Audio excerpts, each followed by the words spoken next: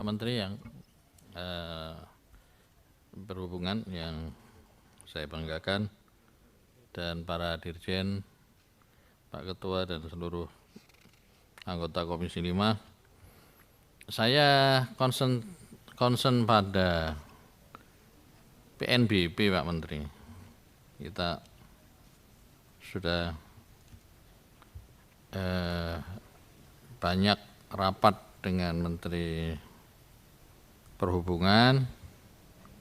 Saya untuk kali ini concern bagaimana agar PNBP itu bisa meningkat lebih ekstraktif gitu, kira-kira lebih substansial, lebih melompat gitu. Karena yang harus ditangani atau yang harus akan ditangani oleh Kementerian Perhubungan ini terkait dengan pergerakan manusia, orang dan barang yang dari hari ke hari terus meningkat. Saya ambil contoh kota-kota besar, banyak yang belum terlayani dengan angkutan publik, belum terlayani bahkan oleh kereta publik, kereta api publik, ya. Kota-kota besar seperti Surabaya itu membutuhkan kereta yang lebih maju daripada kereta yang ada sekarang yang sudah berumur mungkin 30 bahkan 50 tahun. Sama seperti 50 tahun yang lalu. PNBP, realisasi PNBP Kementerian Perhubungan 98,57% tadi disampaikan di layar. Angkanya itu kalau tidak salah 4,204 triliun ya. Mohon dikonfirmasi saja. Beberapa ditjen yang mungkin bisa meningkat. Ya, kita berpikir teoritis saja. Selama ini yang paling banyak memberikan sumbangan PNBP adalah Perhubungan Laut.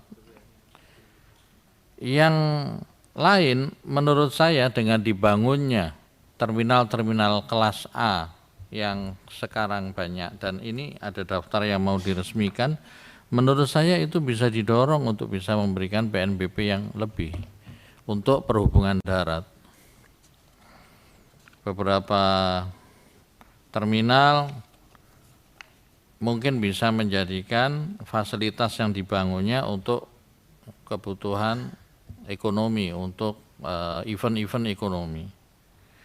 Perhubungan darat, perhubungan udara pasti ya sudah bekerja sama dengan Angkasa Pura ataupun yang masih dikelola sendiri oleh Perhubungan Udara.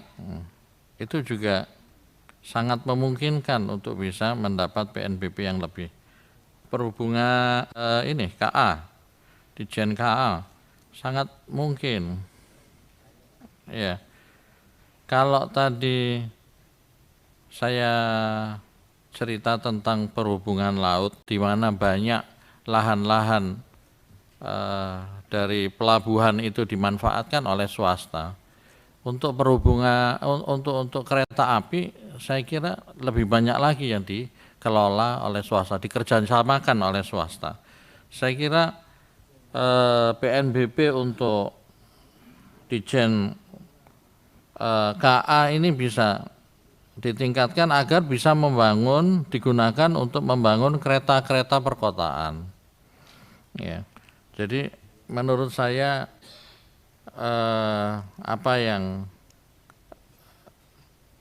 realisasi PNBP yang sudah disampaikan oleh Menteri Perhubungan itu sangat bagus ya, tetapi menurut saya masih bisa di-up lagi ya.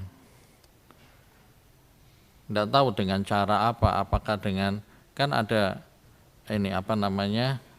punishment kalau nggak sesuai target tapi ada reward, ya kan? Mungkin dengan reward tertentu PNBP di beberapa Ditjen ini bisa meningkat agar pembangunan transportasi atau alat transportasi publik yang ada di kota-kota besar itu bisa lebih maju.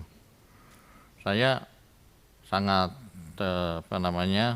antusias dan saya rasa itu cara untuk memperbesar kemampuan Kementerian Perhubungan menangani kereta perkotaan. Kereta perkotaan ini jadi concern kami karena ya yang punya kereta perkotaan agar jangan hanya Jakarta dan Solo, ya. Solo karena ada presidennya dari Solo, ya. Bukan Solo ya, Solo gitu. Nah, sekarang bagaimana kota-kota lain seperti di Jogja, kota-kota besar lain seperti di Semarang, Surabaya dan seterusnya itu bisa meningkat. Saya kira ini perlu jadi jadi blueprint pembangunan perkereta apian perkotaan di Indonesia. Enggak tahu, ya mestinya bahan-bahan seperti ini bisa disodorkan kepada kami di DPR bahwa Kementerian Perhubungan punya blueprint ya pembangunan perkereta apian perkotaan yang maju di Indonesia gitu. Seperti Semarang, Makassar, saya kira sudah waktunya. Yang kedua, selain PNBP mungkin cara untuk meningkatkan anggaran dari Kementerian Perhubungan adalah dengan mengefisienkan PSO. Pak Menteri, PSO ini terutama PSO yang terkait ya dengan transportasi udara, laut maupun kereta api.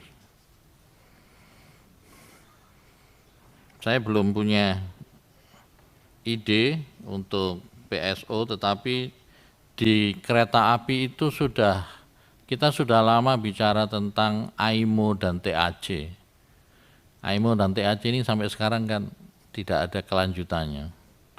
Jadi siapa disubsidi, siapa mensubsidi itu enggak jelas. Makanya ketika ada tabrakan di Wates, kereta di Wates itu, ini salah siapa itu kan akan bulat juga akhirnya. Kita belum dapat laporan loh dari KNKT DPR ini. Ada kasus yang cukup memprihatinkan ya, tabrakan kereta di Jogja, Wates, Yogyakarta tempo hari. Sudah agak lama kejadiannya, tetapi saya kira ini juga tanggung jawab itu jadi tidak kelihatan karena AIMO dan TAC ini tidak clear. Saya kira dua itu saja. Mungkin kalau ada sedikit waktu kita perdalam tentang AIMO dan TAC, Pak Ketua, ada rapat untuk memperdalam tentang AIMO dan TAC terkait dengan siapa pengguna prasarana kereta api dan siapa pemilik kereta api, sarana kereta api itu bagus untuk kita bisa mendefinisikan kira-kira aset ini milik siapa. Kita sering berurusan dengan lahan-lahan PT KAI yang kita ragu-ragu ini bagaimana kok PT KAI kok bukan Kementerian Perhubungan gitu. Surabaya itu kalau nggak salah mungkin ada 1/3 tanah di Surabaya itu dikelola oleh PT KAI. Ya, saya kira ini perlu diluruskan, ini yang benar mestinya bukan dikelola oleh PT ini kan aset negara. Mestinya dikelola juga sebagian tidak dilepaskan ke PT KAI tetapi dikelola oleh Dirjen perkereta apian. Saya kira itu lontaran ide dan gagasan, mudah-mudahan bisa menjadi masukan kepada Menteri Perhubungan. Semoga ke depan pembangunan transportasi publik kita semakin baik. Ya. Terima kasih. Demikian Pak Ketua. Assalamualaikum warahmatullahi wabarakatuh.